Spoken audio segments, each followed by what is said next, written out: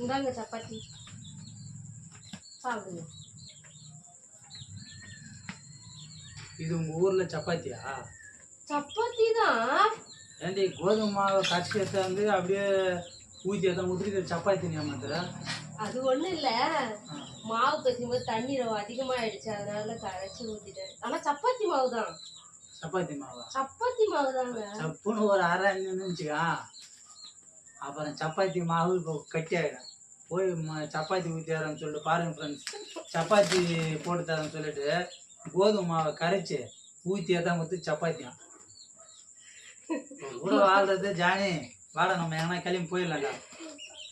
இவனுக்கு சப்பாத்தியா இருந்தா எதுவும் வந்தா இவனுக்கு என்ன, இவன் கலைக்கு அடிக்கிறதுதான் வேலை. போடா. சரி சரி, நிறைய சாப்பிடாதீங்க, 2 தான். ஆமா, இது இது ஆச்சா, நிறைய சாப்பிட்டுருவேன். போடி அப்ப. சரி சரி, கூல் கூல், அட்ஜஸ்ட் பண்ணிக்க, அதெல்லாம் ஒன்றும் பிரச்சனை இல்லை, சாப்பிடு.